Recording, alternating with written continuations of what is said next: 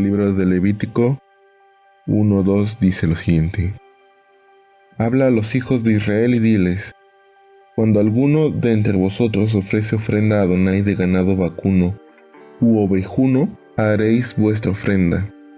En la traducción textual del original hebreo aparece la palabra Corbán, que literalmente significa sacrificio. Diccionario Strong H 7133. Pero de esta palabra, si le quitamos la última letra, se lee Karob, que literalmente significa acercarse. Diccionario Strong H 7126. Esta palabra tiene la misma raíz de la palabra Kereb, que literalmente significa dentro de. Diccionario Strong H 7130. Esto tiene mucha importancia porque nos da dirección acerca del destino espiritual que tiene el animal sacrificado dentro de las ofrendas que pide Dios. La pregunta siempre ha sido: ¿por qué Dios pide sacrificios de animales? La respuesta parece darla el rey Salomón en Eclesiastés 3:19. Porque lo que sucede a los hijos de los hombres y lo que sucede a las bestias, un mismo suceso es.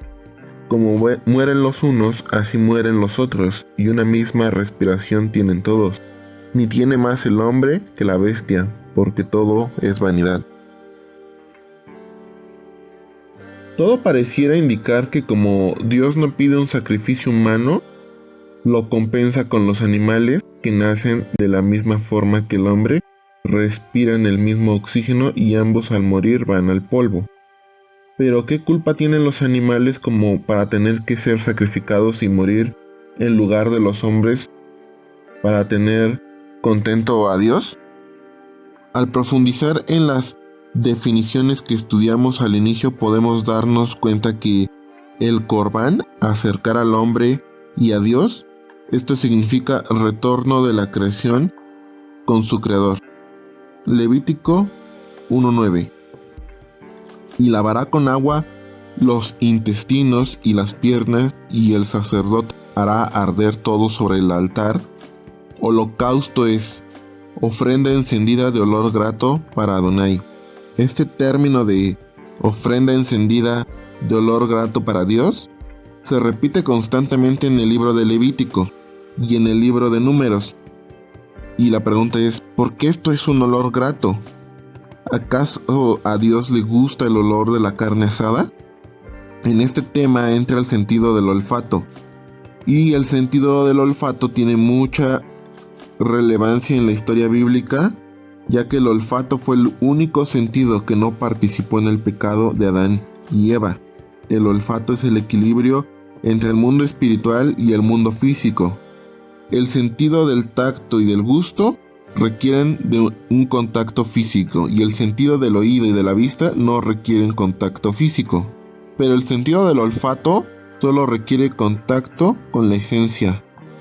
Tengamos presente que somos energía y transmitimos esa energía.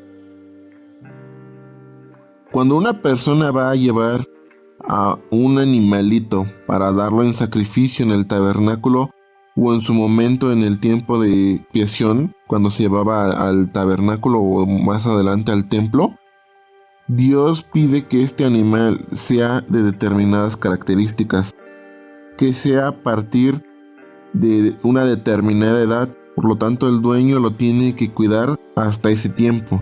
Luego el mismo dueño lo tiene que llevar al santuario y lo tiene que cargar él mismo para darlo en el altar. Esto genera un vínculo entre la persona y el animal, y cuando va a ser sacrificado, la persona tiene que poner la mano sobre la cabeza del animal, y en ese momento que la persona transmite al animal su esencia, es decir, lo último que el animal percibe de su dueño es el sentimiento de acercarse a Dios, y con esa percepción el animal muere. Y al ser quemado en el altar, esa esencia, con los más mínimos sentimientos de acercarse a Dios, esta es recibida por el Creador. Espiritualmente, ¿qué sucede con el animal sacrificado? ¿Qué culpa tiene el animal de que el hombre pecara? ¿Y Dios es indiferente con la muerte de los animales? La palabra para ofrenda es terumá y la raíz de esta palabra es rum, que literalmente significa elevar, exaltar. Diccionario Strong H7311. En Génesis 2:7 dice lo siguiente: entonces Adonai, Dios formó al hombre del polvo de la tierra y sopló en su nariz aliento de vida, y fue el hombre un ser viviente. Cuando Dios sopla en la nariz del ser humano, le da espíritu. Por lo tanto, en el tabernáculo o en el templo daban a Dios una ofrenda encendida de olor grato. Esta esencia llegaba a Dios transformada en espíritu. Y de esta manera, el sacrificio del animal no es en vano y es exaltado. Porque así como después del sacrificio su cuerpo es servido como comida, y al entrar como alimento es generador de vida, así también la esencia grata que sube a Dios, algún día también Dios la dará a alguien, y ese alguien será un alma viviente. Dios nos da esencia de vida soplando en nuestra nariz, y hoy en día la ofrenda encendida de olor grato que podemos darle a Dios es nuestra completa voluntad para acercarnos a Él por medio del estudio y la obediencia a su palabra, porque en su palabra está su presencia.